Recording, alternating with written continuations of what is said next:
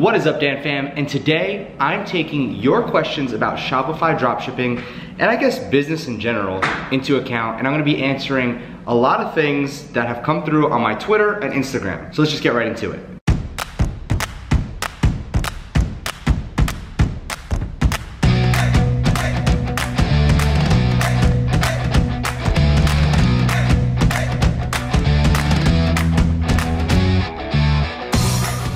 So the first thing I want to go ahead and talk about is, if you have yet to go and follow me on Instagram and Twitter, I definitely suggest doing that because I'm going to be pulling a lot of questions from those, and every single day I go ahead and start posting little hints, tips, tricks, techniques, whatever you want to call it, secrets on my Instagram. There's a lot of photos, especially even right now. Check out what I have. As you can see, I released a brand new ad and I start talking about it in depth on what we're doing and targeting different countries.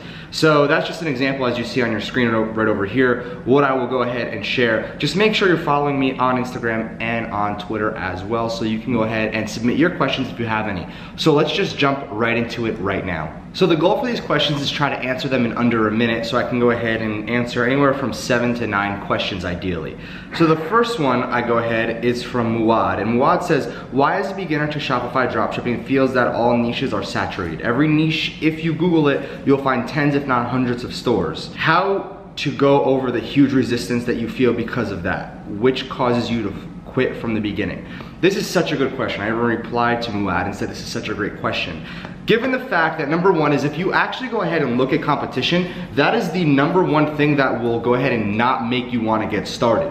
Is because that's for any business, right? There's typically two barriers. Barrier number one is the competition, and barrier number two is the knowledge. So obviously the knowledge for dropshipping is extremely easy to learn, through channels like mine and other, dropshipping teachers out there. You can easily learn. However, the second thing that you have to keep in mind is the barrier of entrance at that point, the competition. So knowledge is easy, but the competition that you look at is gonna be the determining factor for you to go into something. And every single time somebody says there's too much competition or it's saturated, I look at them and say, okay, then why are there different companies every single year going into marketplaces, going into spaces, and then going ahead and dominating them, and then eventually either selling or scaling up that particular business? Now, you have to really understand that competition is more so made up in your mind. It all comes back down to what? The marketing, how you sell and present the product. We're talking about prices, perceived value. There's so many different factors.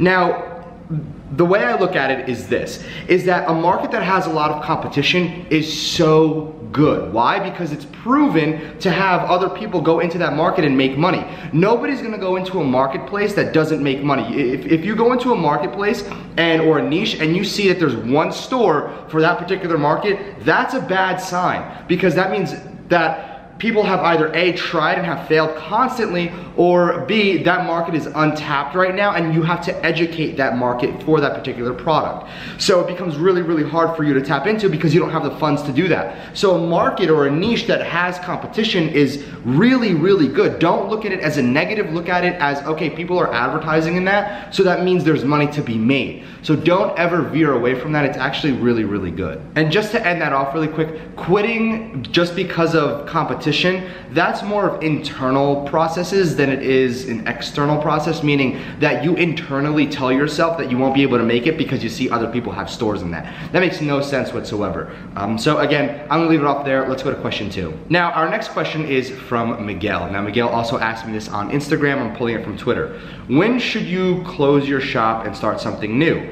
Well, you should close your shop and start something new when you absolutely have spent thousands of dollars and realize that nobody wants what you're selling. Now, I'm talking about thousands of dollars, like 3, 4, 5,000 maybe, on, I'd say, if we had to go ahead and spread that out over 25 to 30 different products.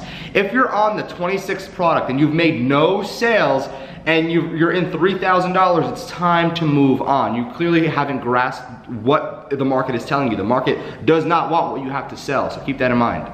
Is too niche even a thing?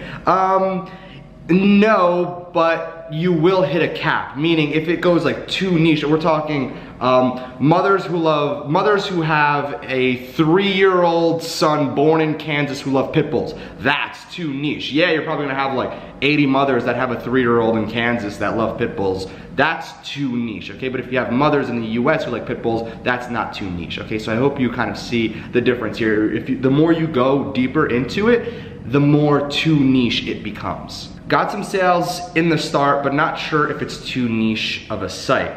Sending this to you via Instagram DM as well. Thanks, Dan. Okay, so again, there's a lot of different factors to this. If you're making sales, that means there is a market. It just means, and if you're not, you know, obviously it all comes back down to audience. If you have 800,000 people that you're targeting for a certain product, and you are getting sales, try lookalikes, okay? Build it out to lookalikes and see if you can reach out a different market. So there's a lot of different factors that go into this. I really can't tell you a solid answer just from this particular question, because obviously I don't know your store, I don't know the niche you're in, but typically speaking, you can take a generic product targeting, you know, mothers in the United States and go worldwide. So there's other people in this world who have either the same problem or the same need, so you can take your product to them very easily. Now we have Andrew. What's up, Andrew? I see you, you comment a lot. You're very interactive. I really like that. I know your name just from looking at it. But you asked, is there ways only one skill?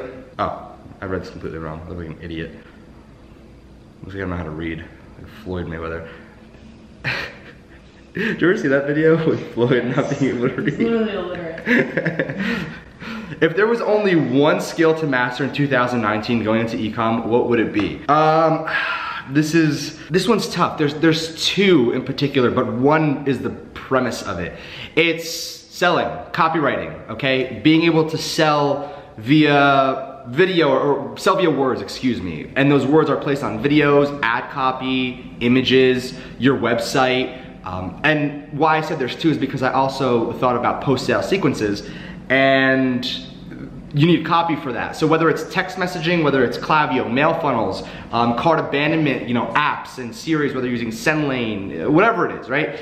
You need copy. You need to learn what makes people trigger and go ahead and get them to purchase what you have. So that's a huge skill. Copywriting, I would say, is number one. And the best copywriter that I know is Onyx Singal. He's done over $200 million and he accredits it all to his copy. And if you, I think it's called Copywriting Academy. It's LURN.com. Go ahead and sign up there for free. I get no money for telling you this. It's just something that I believe would help you a lot, and Onyx is a really good friend of mine. So definitely check that out.